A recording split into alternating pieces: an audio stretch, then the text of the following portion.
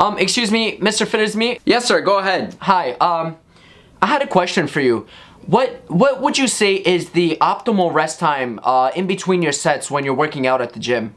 Well, that's a wonderful question, and I'm thankful for everybody that sends in their questions, because here on FITisME, it's all about answering your questions, making sure that you guys gain the knowledge that you guys need for when you guys hit the gym and when you set your goals or whatever you want to reach in life. Now, for today's video, obviously the focus is on resting. Now, firstly, before we get into any of the specifics, let's go into what resting really is. Now, literally it means, you know, rest time. So I guess when you guys are at the gym, you're doing your workout, let's say you're doing a bench press, you do a few sets. Rest time defines the time that you spend resting in between sets. So as you guys can tell, it's literal meaning, you know, rest time is the time you take to rest, right? So now that we know what rest time is, let's look at how much time is the right time needed to rest. To answer this question, we really have to look at what your fitness goals are. It all depends on what you're trying to achieve. So for example, if you guys are doing strength training typically requires you to rest anywhere from 3 to 5 minutes. Now that's optimal time. So for strength training, your body uses energy from what is known as the adenosine triphosphate phosphocreatine system, which in short is the ATP-PC system.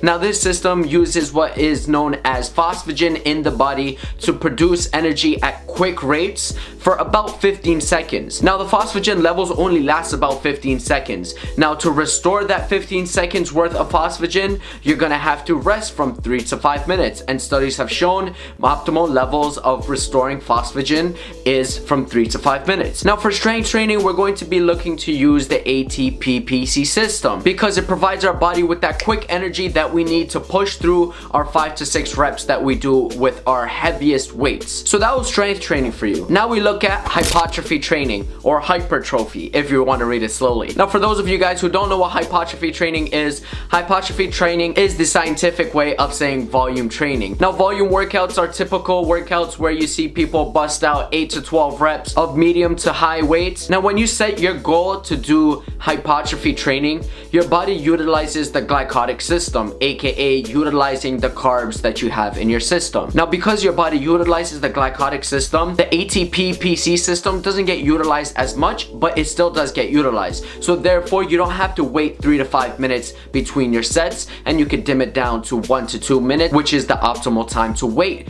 in between your sets. Now studies have shown greater amounts of anabolic hormones in the body by taking smaller rests anywhere from 1 to 2 minutes during hypertrophy training than present if you were to take longer rests. Now that's if you were to do hypertrophy training. Now lastly, we look at endurance training. Endurance training is usually, you know, the guys that you see on the treadmills running for hours and hours. Now they're just basically working on endurance, and you know what, good for them for running for hours, because me, I can't run for shit. Now endurance training is typically the individuals that you would find at Planet Fitness, because the only thing they would do is cardio. But getting back to the point, endurance training is aimed at making your muscles more resistant to fatigue. So in endurance training, it is typically seen that the optimal levels of rest time is anywhere from 45 seconds to about 2 minutes. For endurance training, your body utilizes the aerobic metabolism, aka the body burns the carbohydrates and the fats in the presence of oxygen. So the more you provide your body with oxygen, aka running at steady levels,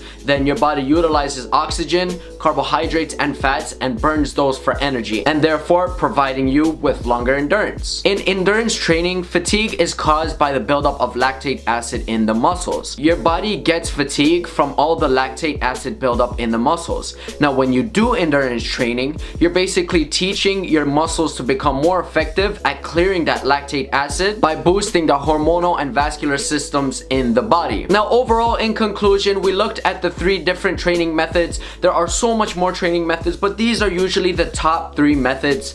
We looked at strength training, we looked at hypertrophy training, and we looked at endurance training. And now depending on what your fitness goals are, whether you see yourself doing strength training, whether you see yourself doing hypertrophy training, or whether you see yourself doing endurance training at Planet Fitness, because that's the only thing you can do there, you really have to see what your fitness goals are and apply the optimal rest times for your workout depending on what your workout is. And now thank you very much for tuning in to another wonderful episode of FITisME. Remember guys, you guys can always send your questions my way. I will definitely try my best to make a video to describe them to you. I hope you guys enjoyed today's video. Make sure you guys thumbs up the video, make sure you guys share it with your friends, and let them learn a little one too about what rest times are and what the optimal rest time really is. Make sure you guys subscribe to the channel and tune in Monday for the next episode of FITisME.